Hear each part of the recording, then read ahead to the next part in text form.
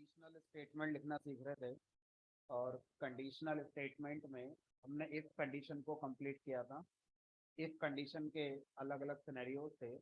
If इसके साथ else लगा सकते हैं, इफ के साथ एलिफ लगा सकते हैं, इफ के साथ एक ही एल्स लगा सकते हैं, इफ के साथ मल्टीपल एलिफ लगा सकते हैं, मल्टीपल एलिफ के बाद लास्ट में एक एल्स को भी लगाया जा सकता है। ठीक है। उसके बाद हमने नेस्टेड इफ एल्स के कॉन्सेप्ट को देखा था कि कैसे हम नेस्टेड इफ एल्स को कैसे यूज कर सकते हैं। ठीक है। अब आज एक और कंडीशनल स्टेटमेंट है, उसको देखते हैं। तो कॉन्सेप्ट है, इसका नाम है मैच कंडीशन।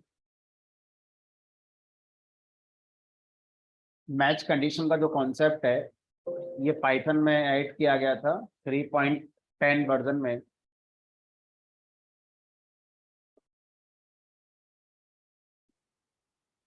और इसका जो पर्पस है वो क्या है उसको देखते हैं एक बार।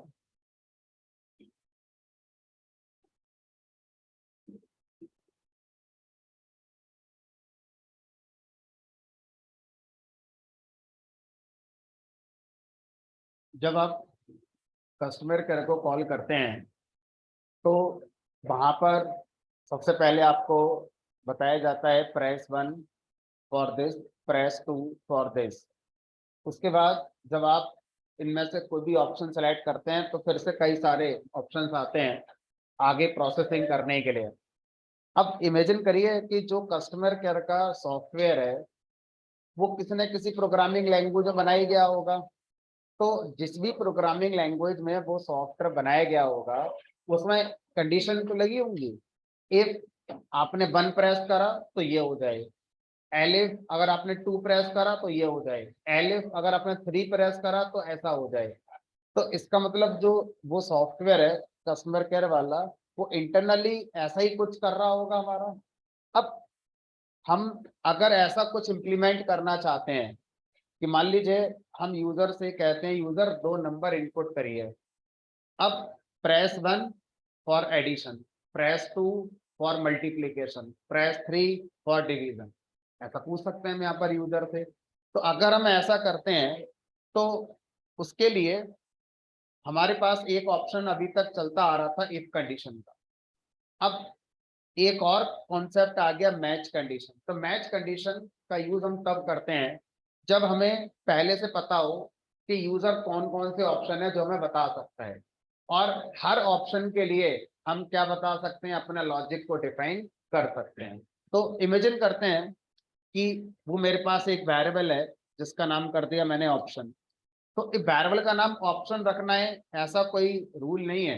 वेरिएबल का नाम आप कुछ भी रख सकते हैं, आई जे के एक्स वाई जेड कुछ भी रख सकते हैं। समझने के लिए मैंने वेरिएबल का नाम ऑप्शन ही रख लिया है। अब इसमें पॉसिबल वैल्यूज आप क्या क्या ला सकते हैं वो आपको पता होनी चाहिए कि इसमें 1 आ सकता है, 2 आ सकता है, 3 आ सकता है, जो भी आ सकता है। ठीक है। अब यहाँ पर हम यूजर से इनपुट लाने वाला कोड अभी कर सकते हैं।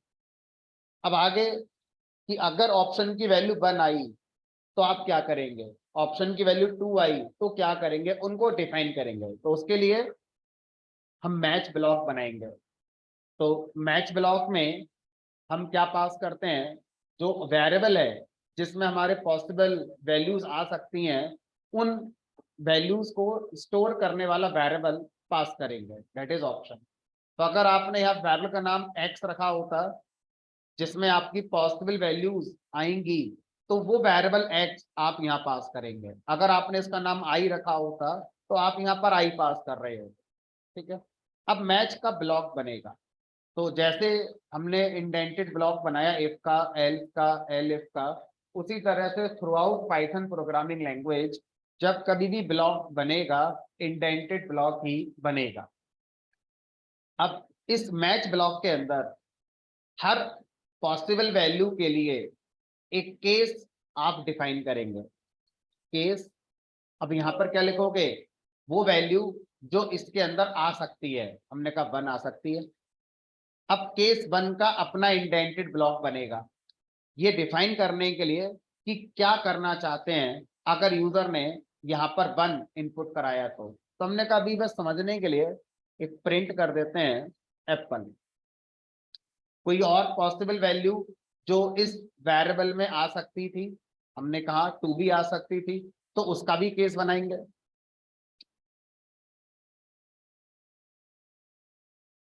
मैंगो। कोई और पॉसिबल वैल्यू जो आ सकती है इसमें, हमने कहा नहीं, बस दो ही पॉसिबल वैल्यू हैं जो यहाँ पर हमारी आ सकती हैं। ठीक है, तो अब मैंने यहाँ पर सपोज अभी 1 लिख दिया। तो अगर हम इस वेरिएबल 1 लिखते हैं और इस वेरिएबल को हम मैच ब्लॉक के अंदर यूज कर रहे हैं, और फिर इस वेरिएबल की जितनी पॉसिबल वैल्यूज हैं उन सबके हम ऑलरेडी केस यहाँ बना चुके हैं, तो जिस पॉइंट पर ये कोड एग्जीक्यूट हो रहा है अकॉर्डिंग टू वैल्यू, वही केस आपका मैच कर दिया जाएगा। अब इस वैल्यू पर इस मैच ब्लॉक के अंदर से इस वाले केस को एग्जीक्यूट कर दिया जाएगा। मैच ब्लॉक के बाद आप अपना कोई भी स्टेटमेंट अनकंडीशनल लिख सकते हैं। अब इस प्रोग्राम को अगर मैं रन कराता हूं,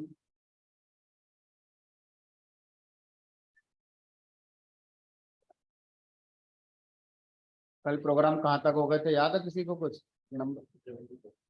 77 तक हो गए थे।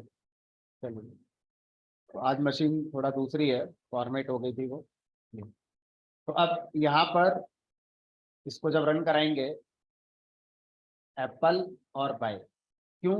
क्योंकि आपके वेरिएबल की वैल्यू 1 है, तो इस मैच ब्लॉक से केस 1 हमारा एग्जीक्यूट हुआ एप्पल। और अगर मैं यहाँ पर 2 कर दूंगा तो फिर ये वाला एग्जीक्यूट होगा। ठीक है, और अगर लिखने वाले ने यहाँ पर 5 कर दिया तो इस मैच ब्लॉक से कौन सा केस मैच हुआ? कोई सा भी नहीं हुआ। ठीक है, एरर नहीं आएगी, मैच ब्लॉक से कुछ भी एग्जीक्यूट नहीं होगा, आगे का प्रोग्राम चलेगा, जो आगे के स्टेटमेंट अनकंडीशनल है वो एग्जीक्यूट होंगे।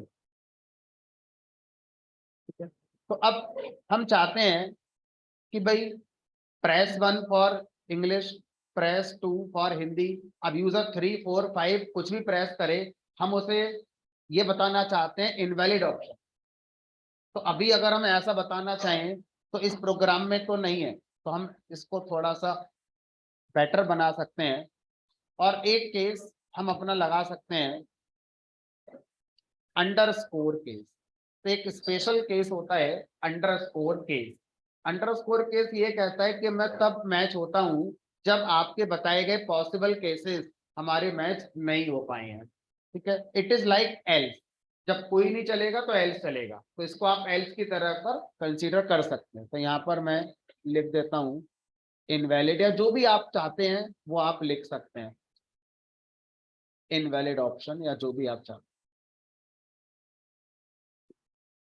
अब इस प्रोग्राम में हमने यहाँ पर इस वेरिएबल की वैल्यू को कुछ भी मानना है, और जिन जिन वैल्यू के लिए हम कोई कोड एग्जीक्यूट करना चाहते हैं उनके केस हम यहाँ पर बना लेते हैं। अब आपसे ये कहा गया कि क्या केस डिफाइन करते समय हमें ये जरूरी है कि ये केस इंटीजर में डिफाइन होंगे? हमने कहा नहीं, ऐसा कोई जरूरी नहीं है। केस आप इंटीजर में भी कर सकते हैं डिफाइन, फ्लोट में भी कर सकते हैं, स्ट्रिंग में भी कर सकते हैं, लाइक दिस। तो मैंने यहाँ पर एक केस और डिफाइन कर दिया, लाइक 5.5, इसकी वैल्यू कर दी मान लीजिए मैंने ऑरेंज।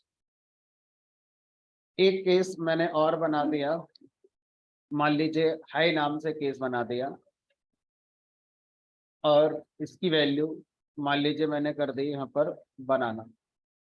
तो अब ये मैच ब्लॉक कह रहा है कि इस वेरिएबल में अगर इनमें से कोई भी वैल्यू आएगी तो करस्पॉन्डिंग केस को एग्जीक्यूट कर दिया जाएगा, और अगर इनके अलावा कोई और वैल्यू आई तो अंडरस्कोर वाला केस मैच करा जाएगा। तो अभी अगर मैं यहाँ 5.5 कर दूं तो ये वाला केस मैच हो गया, आउटपुट में ऑरेंज आएगा हमारा।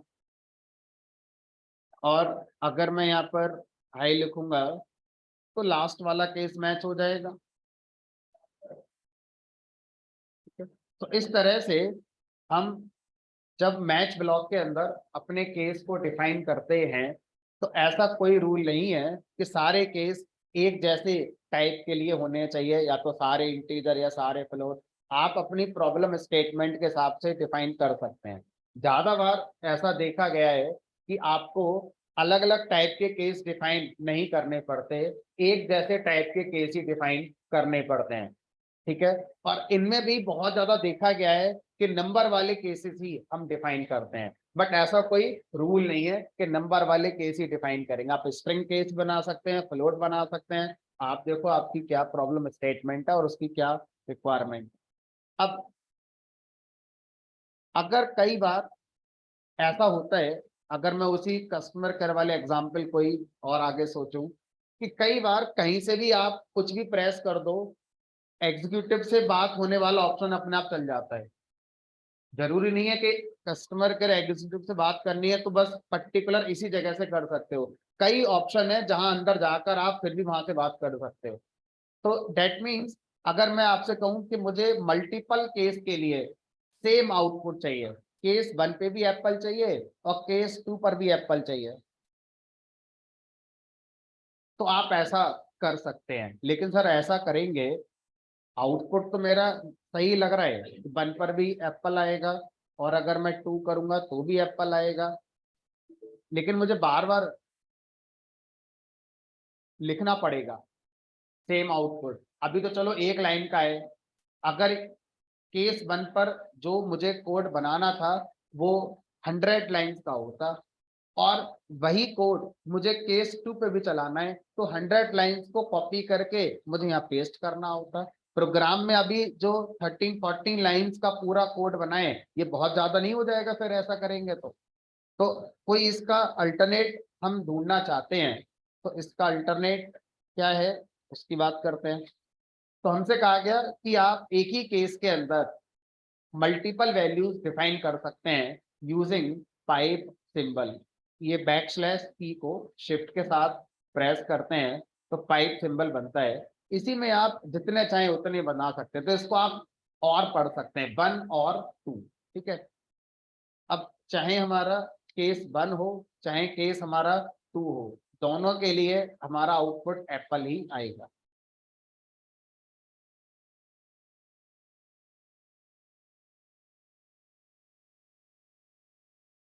ठीक है।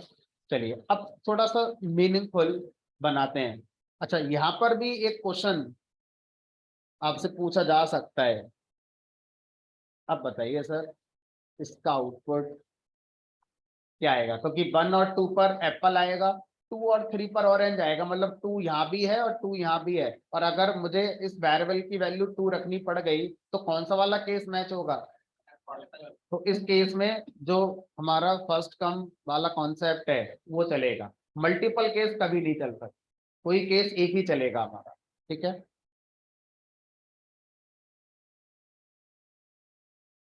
अब थोड़ा सा मीनिंगफुल कोड बनाने की कोशिश करते हैं। तो क्या करते हैं, यूजर से 2 नंबर को इनपुट कराते हैं। तो ये बात हमें पहले से ही आती है तो इसको दोबारा से एक्सप्लेन करने की जरूरत नहीं है। एंटर फर्स्ट नंबर, एक और नंबर आप इनपुट करा लें, एंटर सेकेंड नंबर। अब हम सीधे सीधे यूजर को प्लस माइनस मल्टीप्लाई डिवाइड करके नहीं बताएंगे। हम यूजर से पूछेंगे कि यूजर आपने 2 नंबर दिए हैं अभी, अब बताओ इनके साथ कौन सा ऑपरेशन आप परफॉर्म करना चाहते हैं। तो पहले यूजर को वो सारी बातें बताओ, तो यूजर को बताना है मुझे, तो मैंने यूजर को मल्टी लाइन स्ट्रिंग में लिखकर बता दिया। यहाँ पे लिखा सेलेक्ट एन ऑप्शन। अच्छा, मैं मल्टी लाइन क्यों लिख रहा हूँ, हमने सिंगल लाइन पे लिख दिया सेलेक्ट एन ऑप्शन। ऑप्शन क्या क्या है, 1, 1 पर ऐड कर दो, तो ये डॉट सिर्फ देखने में अच्छा लगे इसलिए लगाया है, अगर नहीं लगाओगे तो फर्क नहीं है। 1 ऐड के लिए, 2 मल्टीप्लाई के लिए। अब अगर मैं ऐसे लिखूंगा तो ये फ्रेंडली नहीं है बिल्कुल भी, समझ ही नहीं आ रहा है। Select an option, 1 add, 2 multiply. तो सबसे पहले क्या करो, सबसे पहले तो ऑप्शन के आगे जो भी आप ऑप्शन दिखाना चाहते हो इसको नेक्स्ट लाइन पे दिखाओ, तो देखने में थोड़ा रीडेबिलिटी बेटर हो जाएगी। तो अब ऐसा हम करेंगे, तो एक काम करते हैं, या तो स्लैश एन लगा दो यहाँ पर तो भी हो जाएगा ये काम। और अगर अब आप बोलोगे क्या कि सर ये ऐड के बाद जो टू और मल्टीप्लाई है इसको भी न्यू लाइन पर दिखा दो तो और अच्छा लगेगा देखने में, तो इसका मतलब आपको एक स्लैश एन यहाँ भी लगाना पड़ेगा ऐसे करके। फिर मैंने सोचा कि हम ये भी तो कर सकते थे, मल्टी लाइन स्ट्रिंग में अपने प्रोग्राम में ही न्यू लाइन लगा देते हैं rather than slash n. One add के लिए, टू मल्टीप्लाई के लिए। हमने कहा ये भी तरीका सही रहेगा।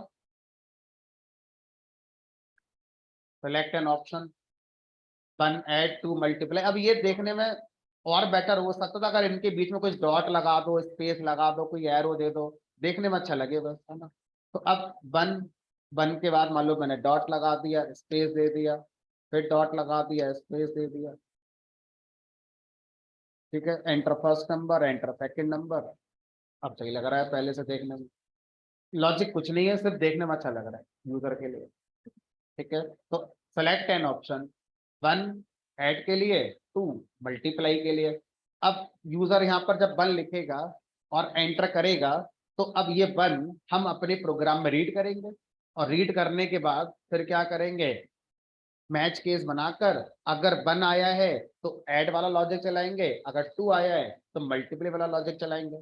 चलो करते हैं सर इसको। तो अब यूजर ने जो भी प्रेस करा वन या टू, वो मुझे प्रोग्राम में रीड भी करना है।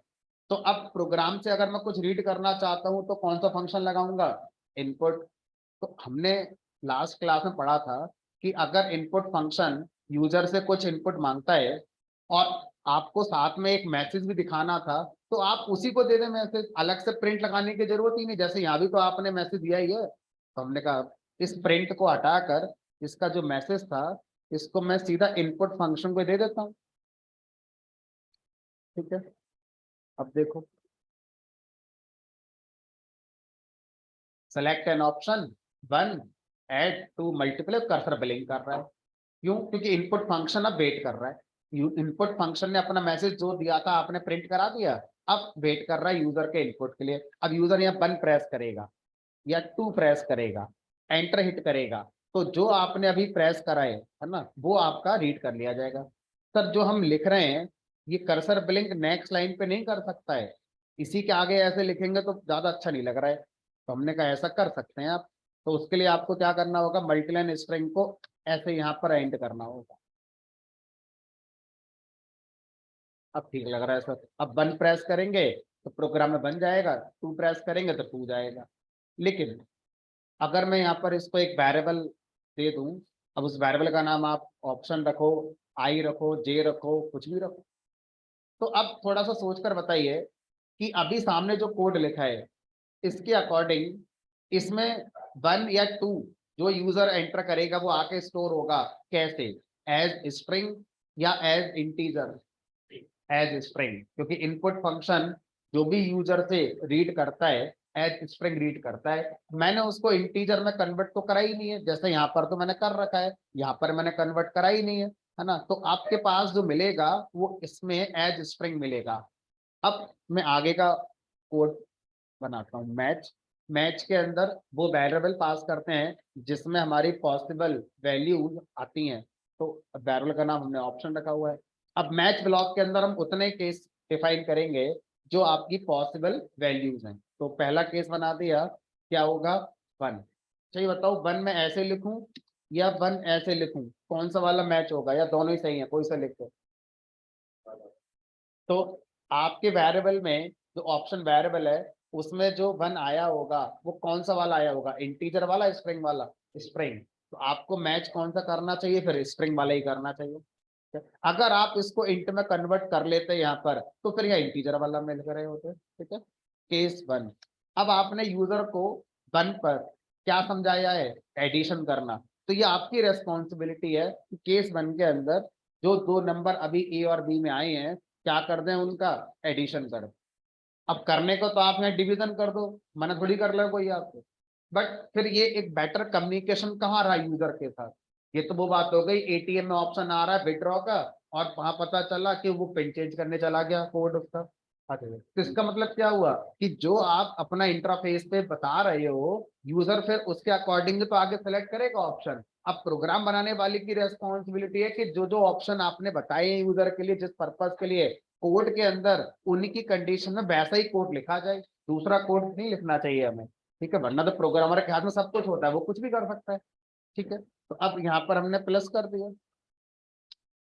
दूसरा केस, अगर आपने 2 प्रेस करा है तो हम क्या करेंगे, यहाँ पर मल्टीप्लाई कर देंगे इन दोनों का। और अगर आपने 1 और 2 के अलावा कुछ और एंटर कर दिया तो हमने अंडरस्कोर केस लगा दिया है, इनवैलिड ऑप्शन करके आप यहाँ पर अपना लिख सकते हैं। First number 12, second number 25। क्या करना है इन दोनों का, हमने कहा मल्टीप्लाई करना है। ये लो जी, इनका मल्टीप्लाई 300 होगा। ठीक है, अब इस प्रोग्राम को फिर से चलाया, enter first number second number, select an option, 1 2 की जगह मैंने 5 कर दिया, इनवैलिड ऑप्शन आ गया। ठीक है, इस तरह से हम मैच केस वाले कॉन्सेप्ट को समझ सकते हैं। अच्छा ये बताइए, जैसा कि सर आपने बताया कि मैच का कॉन्सेप्ट जो आया था ये अभी आया है पाइथन 3.10 वर्जन में, इससे पहले ये नहीं होता था। तो इससे पहले प्रोग्रामर इस तरह की प्रॉब्लम का कोड कैसे बनाते थे? फिर हमारे पास इफ एल्स ही ऑप्शन है, तो मैं इस प्रोग्राम को इफ एल्स से बना सकता हूँ। आंसर इज, क्योंकि ये तो अभी मिला है ना, मैं 4-6 महीने पहले ही टॉपिक। इससे पहले जितने लोग पाइथन पढ़ के गए हैं, जो पढ़ चुके थे पहले, कभी उनको पता ही नहीं मैच केस आया भी है, कब आया है कब नहीं आया। तो अगर मैं इसी प्रोग्राम को इफ एलिफ से बनाता हूँ तो कैसे बना सकता हूँ उसको देखते हैं। यहां से ये हटा दिया, इफ ऑप्शन की वैल्यू बराबर है 1 के, तो प्रिंट करेंगे a प्लस बी।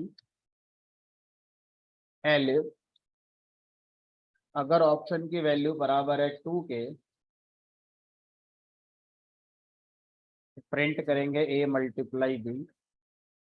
एल्स अगर ऑप्शन वेरिएबल इनमें से कोई भी नहीं है तो एल्स चलेगा, लिख देते हैं इनवैलिड।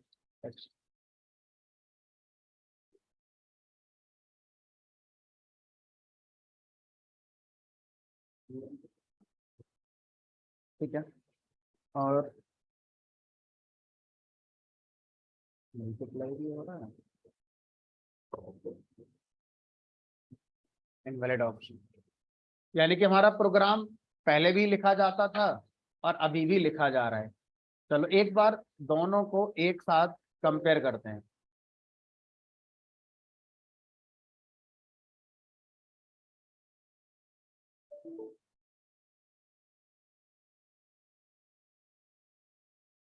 ये हो गया इससे पहले लिखा हुआ प्रोग्राम,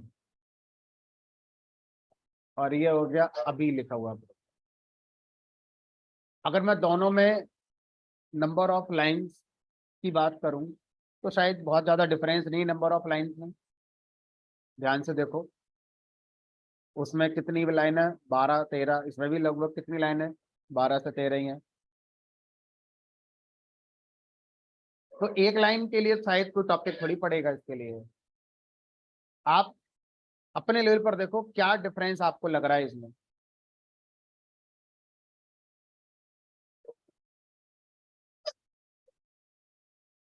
हाँ, क्या कह रहे थे?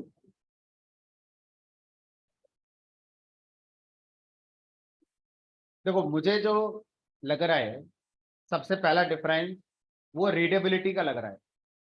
मैच केस ज्यादा रीडेबल है देन इफ एलिफ एल्स से।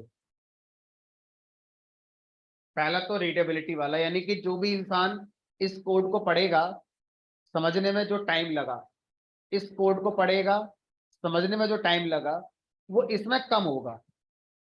क्या आप क्या कहना चाहते थे? कोड के थ्रू काम तो इससे भी हो रहा है। अब दूसरा डिफरेंस यहां पर आप देखो, जब हम एल्स में जा रहे होंगे, मान लीजिए यूजर ने 1 2 के अलावा 5 प्रेस करा, तो यहां पर क्या होगा, इफ पहले वाला कंपैरिजन होगा, टाइम लगा होगा, फिर फेल हो गया, अगला वाला कंपैरिजन हुआ होगा, फेल हो गया, तब यहां तक बात पहुंची इनवैलिड ऑप्शन की। यहां पर सर कंपैरिजन नहीं होता, जो भी केस मैच होगा एग्जैक्ट सीधा वही केस चला दिया जाता है। जबकि वहां पर क्या हो रहा था, सारे हमारे केस कंपेयर करा रहे होंगे अगर लास्ट तक बात पहुंची तो एफिशिएंसी की अगर हम बात करें तो मैच केस ज्यादा एफिशिएंट होगा देन इफ एलिफ एलिफ। तो अगर मैं इफ एलिफ में 10-12 एलिफ एलिफ एलिफ लगा दूं तो फिर हमारा ये परफॉर्मेंस और डिग्रेड हो जाएगी, जबकि मैच केस की परफॉर्मेंस हमारी बेटर होगी। ठीक है, तो इस तरह से हम क्या कर सकते हैं, जब भी हमें ऑप्शंस के साथ कंडीशंस बनानी हो तो मैच केस के साथ हम जाएंगे तो बेटर एफिशिएंसी आएगी देन इफ एलिफ के साथ हम जाएंगे। ठीक है, अब जितने भी कंडीशन से रिलेटेड हमने अपनी प्रोग्रामिंग करी है, इनके ऊपर हम लॉजिक बिल्डिंग सीखेंगे। देखो अक्सर हम लोग जब कुछ पढ़ते हैं या अपनी प्रॉब्लम्स को किसी को बताते हैं तो हम ये नहीं कहते कि हमें प्रोग्रामिंग लैंग्वेज नहीं आई। ऐसा कहने वाले मुश्किल से 5 से 6% लोग होते हैं जो ये कहते हैं कि हमें प्रोग्रामिंग लैंग्वेज नहीं आती है। ज्यादातर लोग ये कहते हैं कि हमें प्रोग्रामिंग लैंग्वेज तो आती है लेकिन हमें ये नहीं आता कि लॉजिक कैसे लगाया जाए, हमसे लॉजिक नहीं लगते। तो 90 से 95% जो भी हमारे स्टूडेंट हैं जो सफर करते हैं कोडिंग में, वो प्रोग्रामिंग लैंग्वेज नहीं आती है इसलिए नहीं करते हैं, हमें लॉजिक नहीं आता इसलिए सफर करते हैं, है ना। क्योंकि अगर आपका लॉजिक क्लियर है तो शायद आपने जो पढ़ा है आप उसका इस्तेमाल करके प्रोग्राम को लिख पाएंगे। लेकिन अगर आपको प्रोग्रामिंग लैंग्वेज आती है लेकिन आपको लॉजिक नहीं आता तो लिखोगे क्या फिर उसमें। आपको ये तो पता है वेरिएबल होता है, आपको ये तो पता है ग्रेटर देन होता है, लेस देन होता है, प्लस होता है, माइनस होता है, लेकिन ये नहीं पता कि लगाना कब है इनको प्रोग्राम के अंदर, कब कौन सा लगेगा, है ना। तो ये क्या कहलाता है, हमारा लॉजिक कहलाता है। अब सर लॉजिक बिल्डिंग कैसे होती है। प्रोग्रामिंग लैंग्वेज और लॉजिक बिल्डिंग आपस में रिलेटेड होते हैं। किसी भी प्रोग्रामिंग लैंग्वेज के सिलेबस में लॉजिक का कॉन्सेप्ट नहीं होगा। जब आप किसी इंटरव्यू में जाते हैं तो बहुत ज्यादा चांस है कि आपसे प्रोग्रामिंग लैंग्वेज पर क्वेश्चन कम पूछे जाएंगे या ना के बराबर पूछे जाएंगे, लॉजिक के ऊपर क्वेश्चन ज्यादा पूछे जाएंगे। एग्जाम्पल से समझने की कोशिश करते हैं इस बात के लिए। मान लीजिए आपसे ये कहा गया कि भाई एक प्रोग्राम बनाओ जो ये बताएगा कि कोई भी नंबर इवन होता है या ऑड होता है, नंबर यूजर से रन टाइम पर इनपुट आएगा। अब आप ये पूछोगे किस लैंग्वेज में बनाए, तो इंटरव्यूअर बोलेगा आपकी मर्जी है, आपको जो लैंग्वेज आती है उसमें बना लो, सी में बना लो, जावा में बना लो, पाइथन में बना लो, .NET बना लो, जो लैंग्वेज आपने पढ़ी हुई है उसमें बना लो। वो इंटरेस्टेड ही नहीं होगा, वो आपसे ये पूछेगा ये बताओ लॉजिक क्या है। क्योंकि प्रोग्रामिंग लैंग्वेज आती जाती रहेंगी। आज से 5 साल पहले जो लोग पढ़ने आते थे प्रोग्रामिंग लैंग्वेज पाइथन नहीं होती थी, आज आप सब लोग पाइथन पढ़ने आए हैं। क्या आपको लगता है 5 साल बाद जरूरी है हर कोई पाइथन पढ़ने ही आएगा, हो सकता है कोई और निकल कर आ जाए मार्केट में लैंग्वेज। लेकिन इवन ऑड तो वही है, 50 साल पहले भी इवन ऑड जो था आज भी वही है, 50 साल बाद इवन ऑड वही रहेगा, वो थोड़ी बदलेगा। तो अब इंटरव्यू वाला क्या पूछेगा, ये पूछेगा इवन ऑड क्या होता है ये बताओ, इसका लॉजिक क्या लिखोगे, प्रोग्रामिंग लैंग्वेज कोई सी भी लगा लो, वो तो हमें सिंटैक्स देगी ना प्रोग्रामिंग लैंग्वेज। जैसे अगर मुझे इफ लगाना है तो इफ लगाने के लिए पाइथन में इंडेंटेड ब्लॉक बनाया जाता है, और अगर मैं सी, C++, जावा पढ़ूंगा तो इंडेंटेड ब्लॉक की जगह करली ब्रेसेस का पेयर लगाया जाता है। सिंटैक्स का डिफरेंस है लेकिन लॉजिक थोड़ी बदलेगा, लॉजिक तो सेम ही रहेगा। तो अब सर क्वेश्चन फिर तैयार है, लॉजिक कहाँ से सीखे जाते हैं, कहाँ मिलते हैं, जहाँ मिलते हैं वहां से सीख लेते हैं।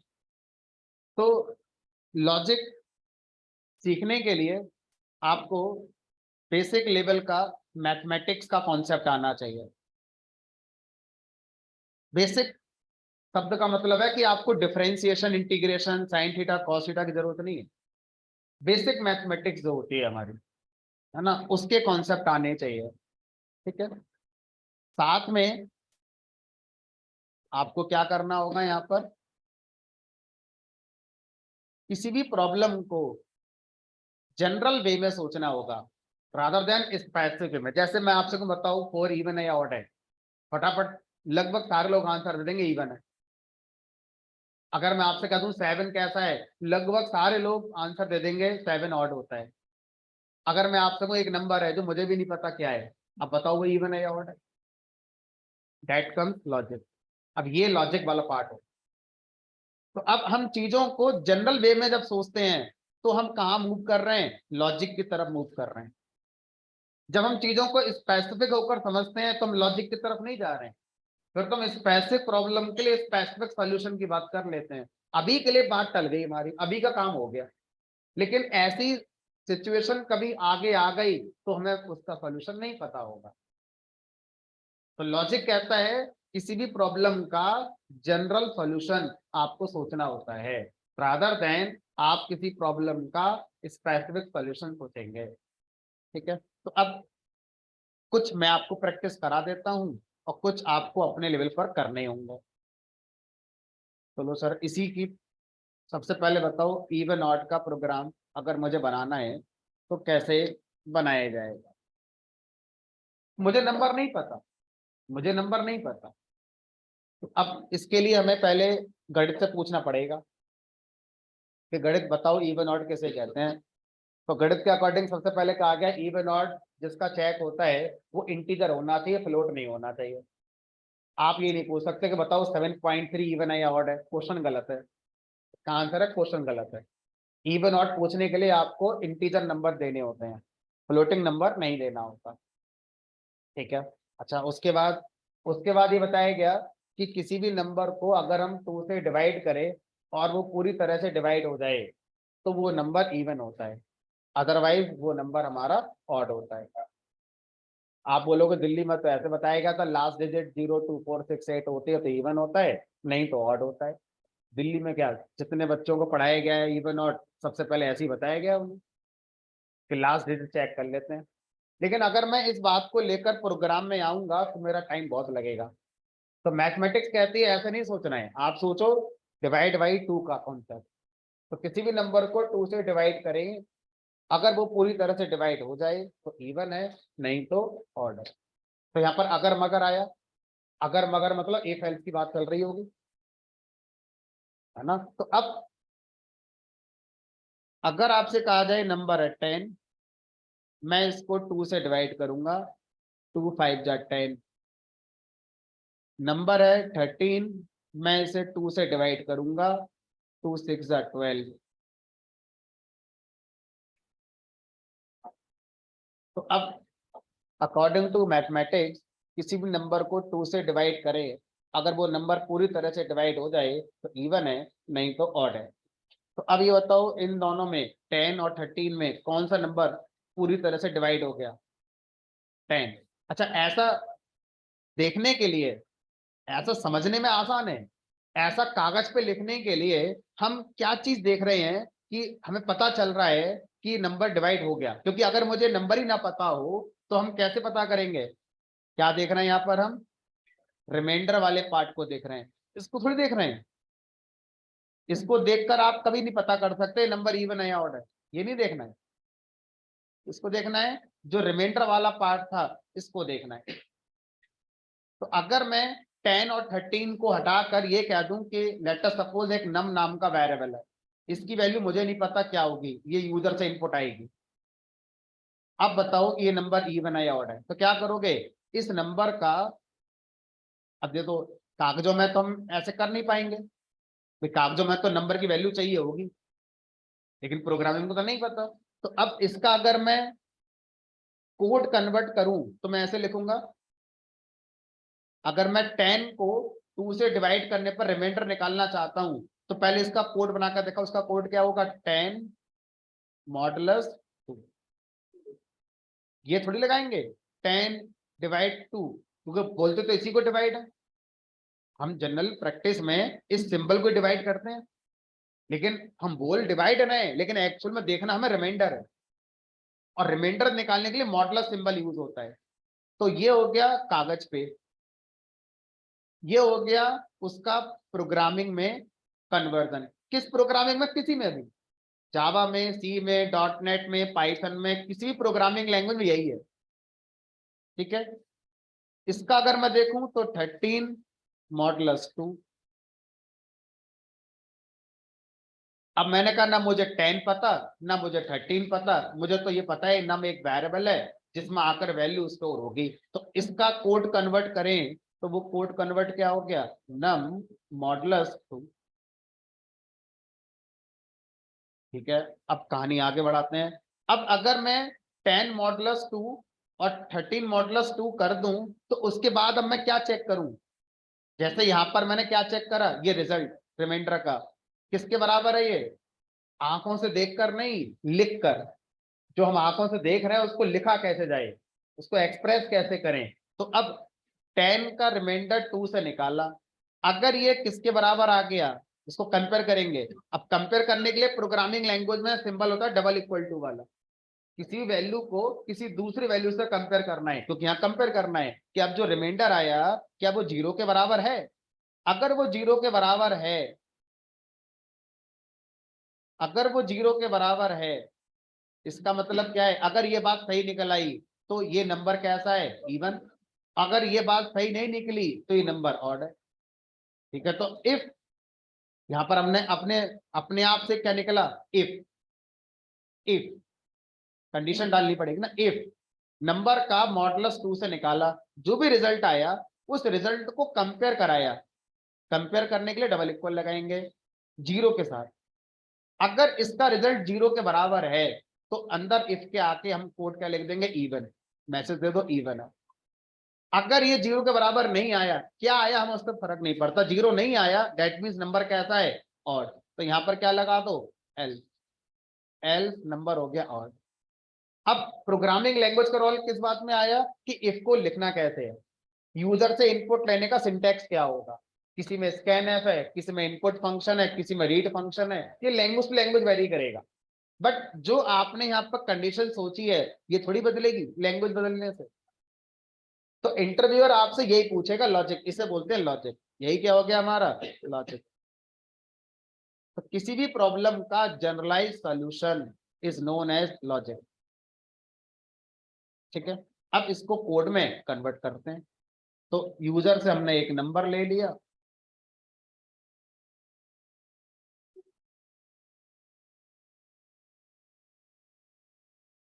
उसके बाद अब यहाँ पर इसका रिमाइंडर निकाला।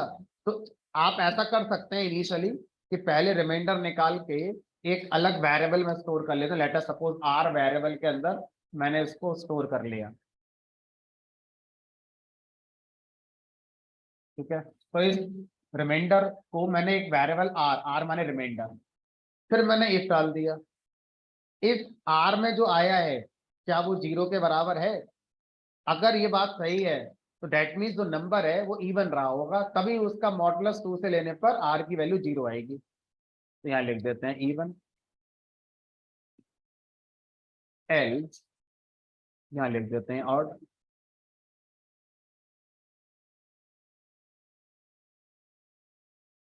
Enter number 12 even, enter number 21। अब इस प्रोग्राम को हम एक स्टेटमेंट कम लिखकर बनाना चाहें तो हम ऐसा कर सकते हैं कि भाई यहाँ पर जो आप पहले रिमाइंडर ऑपरेशन कर रहे हैं उसको एक वेरिएबल में स्टोर करते हैं उसको रिजल्ट को। तो ऐसा ना करके सीधा ये बात यहाँ भी लिखी जा सकती थी। हमने कहा ऐसा करने से एक लाइन बच जाएगी, मेरे प्रोग्राम की बात एक ही है। तो पहले इस नंबर का 2 से रिमाइंडर निकलेगा, जो रिमाइंडर निकलेगा उसका कंपैरिजन 0 से होगा, ना कि 2 का कंपैरिजन 0 से होगा। ठीक है, ये भी एक ही बात है। हमने कहा इस तरह से हम क्या कर सकते हैं, अपना इफ एल्स का यूज करके सबसे पहला छोटा लॉजिक हमने इवन ऑड का लिख लिया। ठीक है, अब आगे बढ़ते हैं।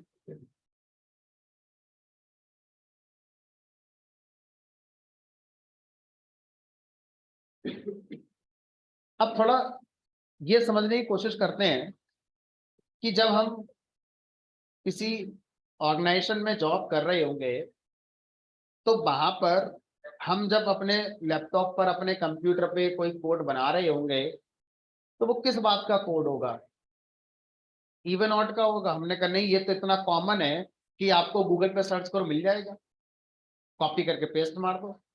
तो इस बात की सैलरी शायद हमें कोई देना नहीं चाहेगा, क्योंकि ये तो ऑलरेडी प्रेजेंट है। भाई हमें तो सैलरी इस बात की मिलेगी ना कि हमें जो कोड बनाने को दिया गया है वो कहीं है ही नहीं अवेलेबल अभी। अगर कहीं होता तो हम ऐसे बंदे को क्यों हायर करेंगे जिसको कोडिंग आती है? हम तो टाइपिंग वाले को हायर कर लेंगे, तो टाइपिंग आती है, कॉपी करो पेस्ट करो चलाओ आगे।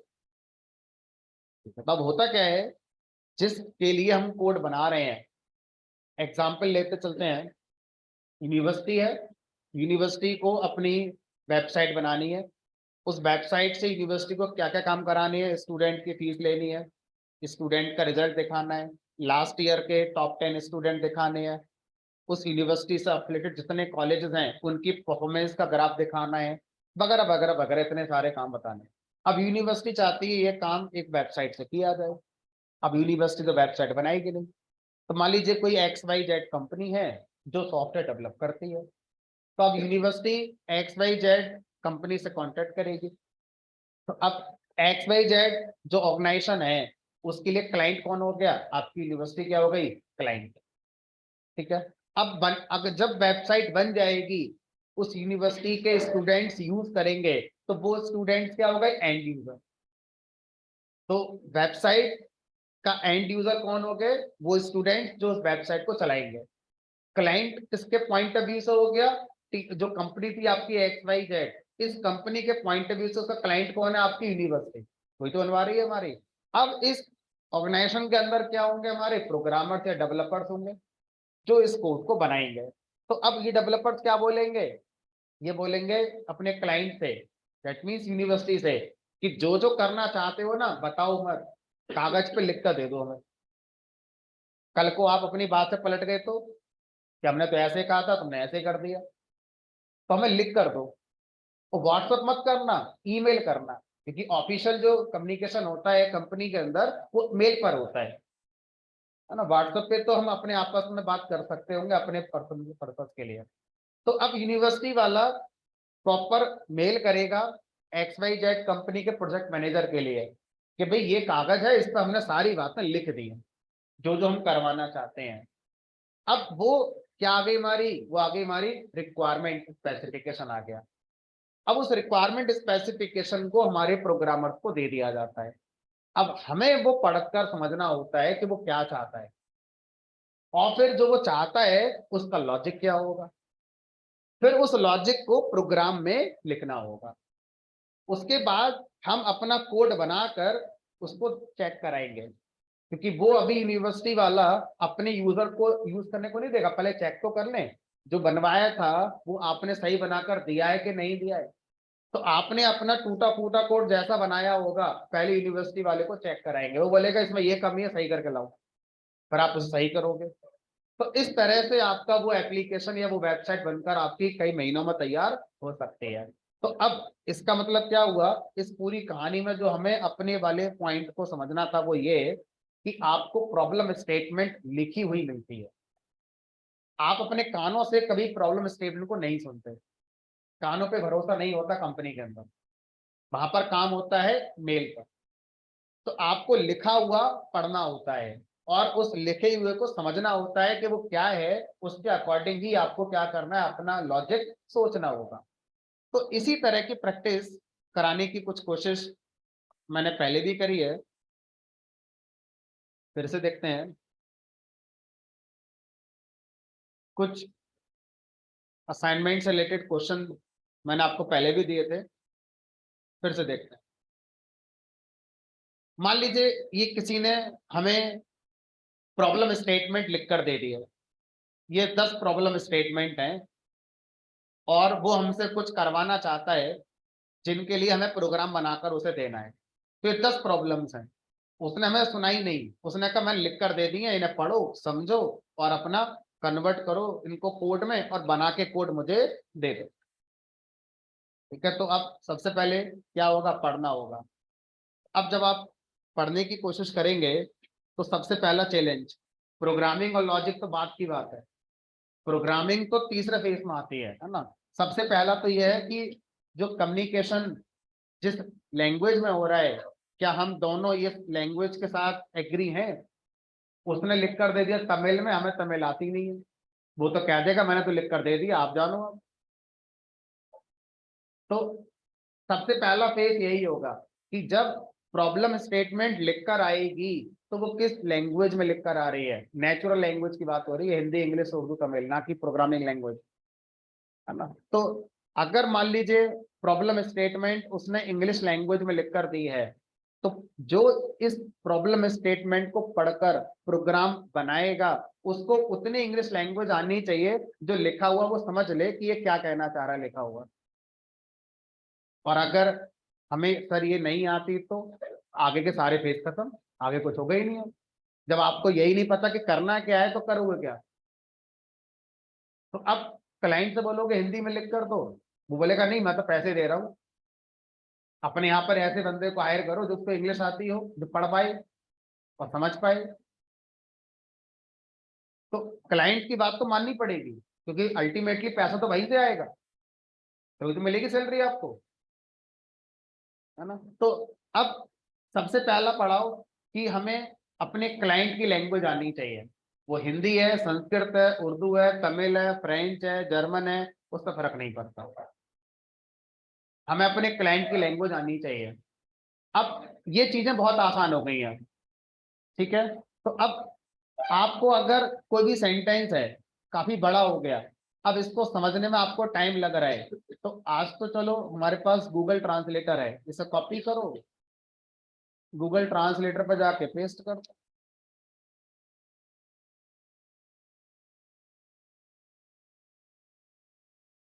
ये नहीं भाई, तो कॉपी पे ऑप्शन नहीं आ रहा मेरे में। चलो, कॉपी मेरे में आ नहीं रहा तो आप अपना करके देख सकते हैं, ठीक है। जैसे मैंने लिख दिया I will go to market, तो आपकी प्रॉब्लम स्टेटमेंट जो भी है यहाँ पे कॉपी करो, कौन सी लैंग्वेज में आई है वो सेलेक्ट करो, और किस लैंग्वेज में करना है ट्रांसलेट वो सेलेक्ट करो। तो अब आपके पास बहाना नहीं रहा कि सर मुझे तो आते ही नहीं है, मेरी समझ ही नहीं आ रहा, तो वो एक्सक्यूज खत्म हो गया। तो अब कंपनी नहीं मानती इन बातों को। आप ये कंपनी में जाके नहीं कह सकते कि वो जर्मन में लिख कर लाया है, मुझे तो इंग्लिश आती है। वो कहेगा तो आप जानो कैसे करोगे इस काम को, अलग से एक बंदा थोड़ी हायर करेंगे आपके लिए कि जो जर्मन को इंग्लिश में ट्रांसलेट करके देगा। फ्री में चल तो रहा है सॉफ्टवेयर गूगल का ये। तो पहला बैरियर तो पार हो गया हमारा। अगर कोई ये कह दे कि मुझे क्लाइंट की प्रॉब्लम स्टेटमेंट जिस लैंग्वेज में लिखे समझ नहीं आ रही है, समझ लो आपका आखिरी दिन आने वाला है उस कंपनी का, क्योंकि एक्सक्यूज खत्म हो गया। और इसकी पूरी जिम्मेदारी किसकी है? गूगल की है, क्योंकि वो कह रहा है कि मैंने दे रखे हैं ट्रांसलेटर हर लैंग्वेज को हर लैंग्वेज में ट्रांसलेट करने। अब आता है दूसरा फेज कि प्रॉब्लम स्टेटमेंट समझ में आ गई। अब जो भी प्रॉब्लम स्टेटमेंट है उसका लॉजिक हो, जैसे यहाँ पर लिखा हुआ है an integer is input through keyboard, write a program to find whether it is odd और इवन। ये तुमने कर लिया, अभी करा है, ठीक है।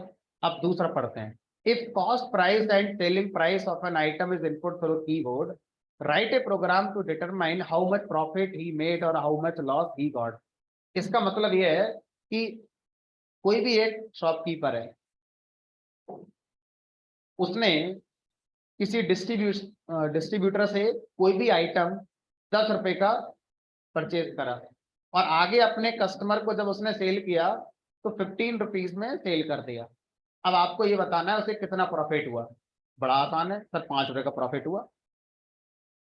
अगर उसने 10 रुपए का आइटम मार्केट से परचेज करा और 8 रुपए का उसने आगे सेल कर दिया, तो सर घाटा हुआ 2 रुपए का। ये बातें स्पेसिफिक नंबरों के साथ आपको समझ में आ गई कि 10 का खरीदा, 15 का बेचा, 5 का मुनाफा हो गया, 10 का खरीदा, 8 का बेचा, 2 का घाटा हो गया। अब मैं आपसे कह रहा हूं कि भाई मुझे ये नहीं पता कितने में खरीदा कितने में बेचा, अब बताओ प्रॉफिट हुआ कि लॉस हुआ। अब आप बोलोगे सर कॉमेडी क्यों कर रहे हो, जब यही नहीं पता कितने में खरीदा कितने में बेचा तो कैसे पता करें। हमने इसी को लॉजिक कहते हैं, क्योंकि अब हम किसके बारे में सोच रहे हैं? एक जनरल सॉल्यूशन के बारे में सोच रहे हैं। स्पेसिफिक सॉल्यूशन क्या है? 10 में खरीदा, 12 में बेच दिया, ये स्पेसिफिक नंबर होगा। अब मुझे नहीं पता कितने में खरीदा कितने में बेचा, अब बनाओ प्रोग्राम। तो अब इसको लिखने के लिए आपको सोचना पड़ेगा कि अब ये होगा कैसे, और जो आप सोचेंगे उसी को क्या बोलेंगे, लॉजिक। ठीक है, तो अब एक बार स्पेसिफिक से शुरू करेंगे। कई बार ऐसा होगा कि हम जनरल सॉल्यूशन सोच ही नहीं पाएंगे, कई बार ऐसा होगा, एक बार नहीं कई बार ऐसा होगा। तो आपको क्या करना है, उस जनरल सॉल्यूशन से पहले किसी स्पेसिफिक वैल्यू पर सोचिए कि क्या हो रहा है। जैसे आपने कहा 10 में खरीदा, 15 में सेल किया, 5 का प्रॉफिट हुआ, 10 में खरीदा और 8 का सेल किया तो 2 रुपए का घाटा हुआ। हमने थोड़ा सोचना शुरू करा कि 10 और 15 में ऐसा क्या हुआ है कि सामने वाले को 5 दिखाई दिया है, इसमें कौन सी गणित चली होगी 10 और 15 के साथ कि 5 बनकर आया होगा डिफरेंस। भाई 10 और 15 में कौन सी गणित चलाई जाए कि रिजल्ट 5 आ जाए, तो बड़ा क्लियर दिख रहा है डिफरेंस करा होगा, माइनस करा होगा। तो इसका मतलब 15 माइनस 10, तभी तो रिजल्ट 5 आया होगा। ठीक है, अच्छा अगर मैं 10 को मान रहा हूं मेरा कॉस्ट प्राइस, कॉस्ट मेरी इतने की पड़ी, और इसको मैं अगर एक सेलिंग प्राइस मान लूं SP, तो अब अगर मैं इसको इन शब्दों में लिखूं रादर देन 10 15, अगर मैं इन वर्ड्स में लिखूं तो मैं 15 को क्या मान रहा था, सेलिंग प्राइस, और जितने में खरीदा था उसको क्या मान रहा था, तो क्या लिख दूं SP माइनस CP।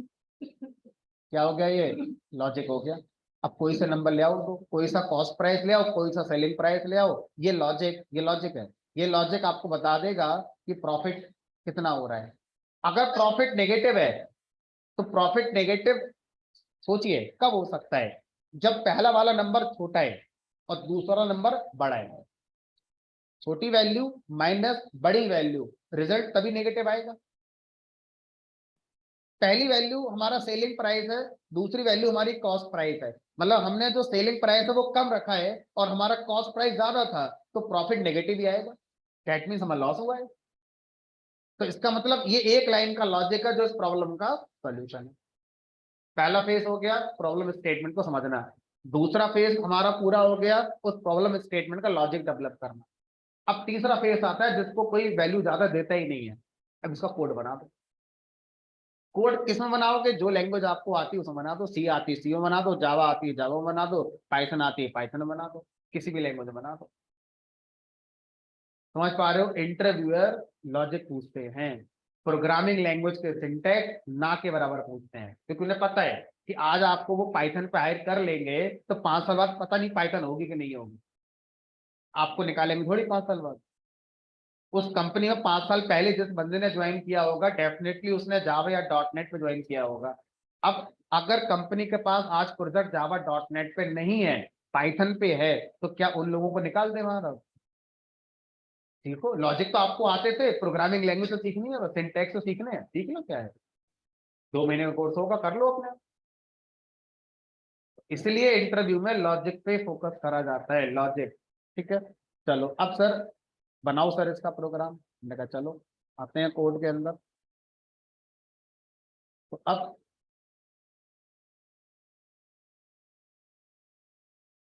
यूजर से कॉस्ट प्राइस और सेलिंग प्राइस इनपुट कराने हैं, फ्लोट मान के चलते हैं, है ना, क्योंकि प्रोडक्ट है, प्रोडक्ट के प्राइस फ्लोट में हो सकते हैं, है ना, काइंड ऑफ उसमें टैक्स लगा होगा हटा होगा, तो इसलिए मैंने सोचा फ्लोट में ले लेते हैं। लेकिन ये सिलेक्शन रिजेक्शन का क्राइटेरिया नहीं होगा कि आप फ्लोट में सोचोगे कि इंट में सोचोगे, वो आपकी मर्जी है, किसी में सोच सकते। ठीक है,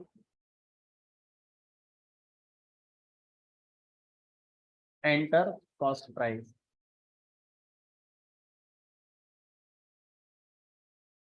एंटर सेलिंग प्राइस।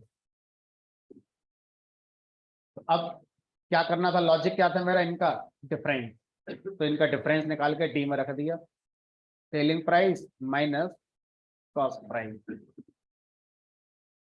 अब आगे के कोड में मैं ऐसा क्या लिखूं जिससे मैं अपने आउटपुट देखने वाले को ये बता पाऊं कि भाई प्रॉफिट में हो या लॉस में हो या बराबर हो, ना प्रॉफिट है ना लॉस है। इफ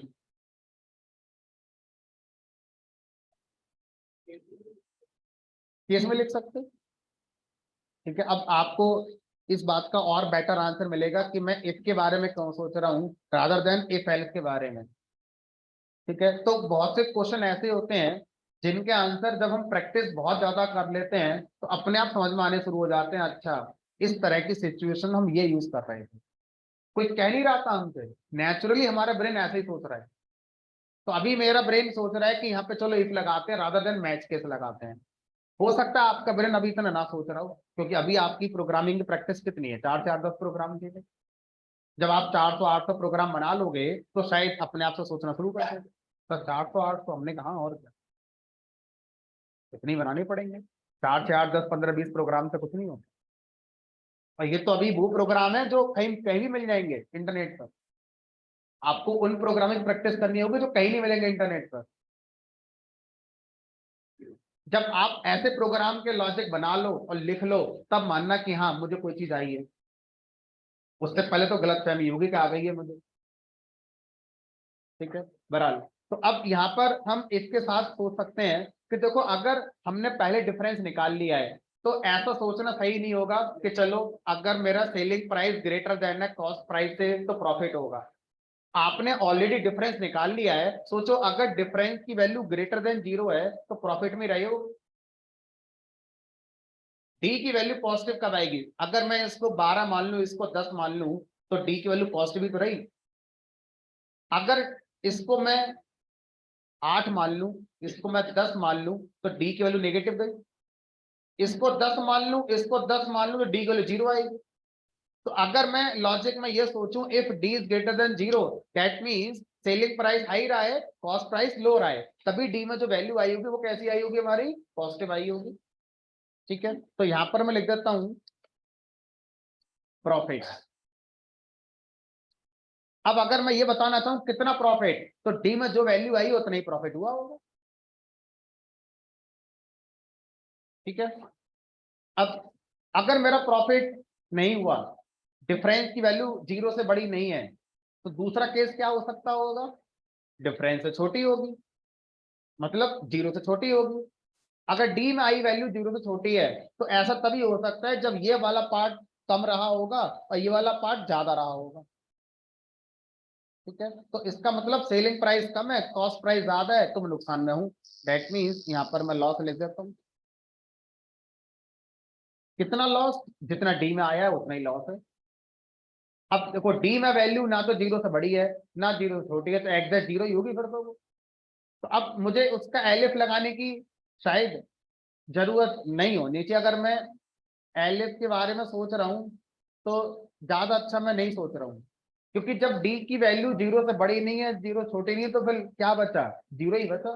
तो आप एक एलिफ एक्स्ट्रा लगाकर कंपैरिजन की क्यों कर रहे हैं कोशिश, सीधा क्या लगा सकते थे यहाँ पर L।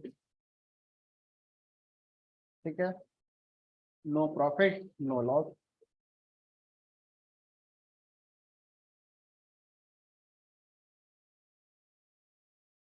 इस प्रोग्राम को रन कराते हैं। Enter cross price 20, selling price 30, profit है 10 का। Cost price 20, selling price 10, loss. 20 का खरीदा 20 का ही बेच दिया, कोई प्रॉफिट नहीं कोई लॉस नहीं।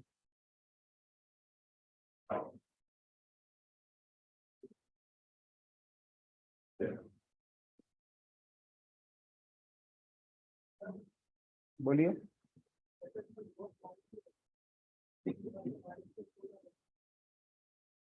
अब देखो इन्होंने जो क्वेश्चन पूछा है वो ये कि जब हम प्रोग्राम को रन कर रहे थे तो हमारा जो लॉस आ रहा है वो आ तो रहा है लेकिन साथ में माइनस का सिंबल आ रहा है।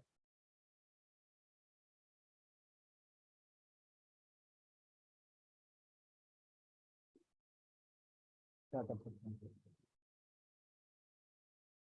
चलो।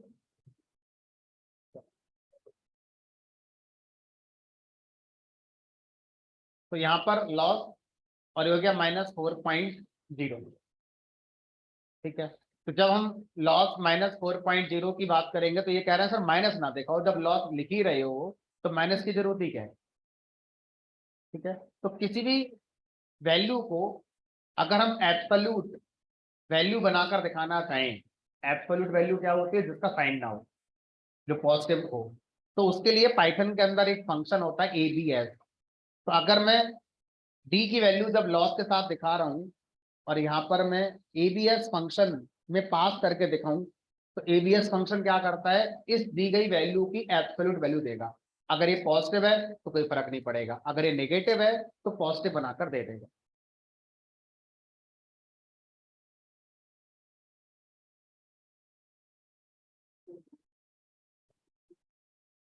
दूसरा इनका लॉजिक है, ये भी सही बता रहे हैं कि सर आप एबीएस फंक्शन को याद नहीं करना चाहते तो किसी भी नंबर को क्या कर दो, माइनस में से मल्टीप्लाई कर दो, प्लस हो जाएगा, क्योंकि गणित कहती है दो माइनस का मल्टीप्लीकेशन प्लस आता है।